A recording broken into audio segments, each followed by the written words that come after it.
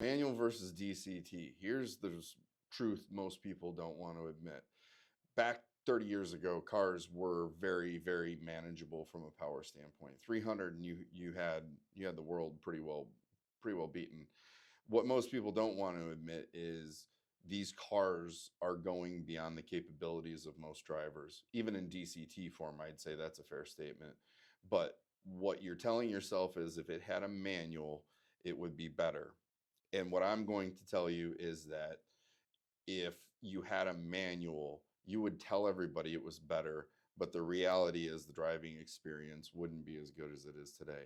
I'm a three pedal guy too, but what I'm telling you is you get in the seat of a Z06 and you put it in manual mode, I promise you, you'll bang the limiter not realizing how fast that thing revs up. It's just the way it is. I've seen people that are pro drivers do it. So don't tell me you would never do it.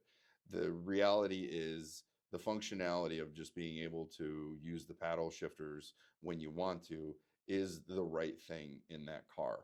It just is. It's for packaging for production, but it's more for driving experience. GM put all their money in developing a world-class transmission. Now that there's not two transmissions, they can focus on one. There's more resources.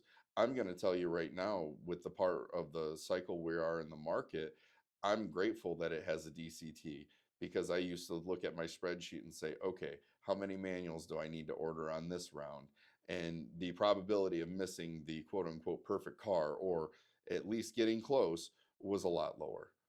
We used to sell manuals almost, I want to say it was about 45% penetration on our side, when nationally the car only had a 21% penetration. We knew people liked that experience, but the simple fact of the matter is the cars have gotten too fast. Nobody in their right mind would want to drive a ZR1 with a manual transmission. They may say it's a lot of fun, but like always, it's a lot of fun until your tail lights into a wall. That's the cruel truth. You having to punch the clutch, pull a gear, and not wreck the car, it ain't as easy as y'all try to make it sound. So let's be honest, DCT was the right decision. I know manual guys will say it's not for the speed, it's for the experience. I get that too.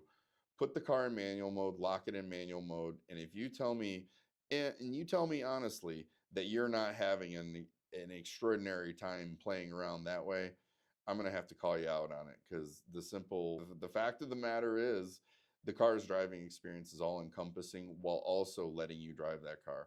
Because I promise you, a ZR1 or even a Z06 with that kind of power that revs at that kind of speed, it's better that you're letting the computer do a lot of the work for you. I know back in the day you had a 300, 400 horsepower, whatever, and you had no problem driving it. Those days are gone. Vehicle dynamics are a millennia ahead of where they used to be. These cars are buttoned up, the chassis are rock solid, and frankly, it's safer if you don't have a manual these days. The cars are too fast. That's why a Miata's still great in a manual. It's 150 horsepower. Yeah, you ain't managing a whole lot of power. Of course, it's fun, but when we're talking four, five, six times those numbers, like let's think pretty hard.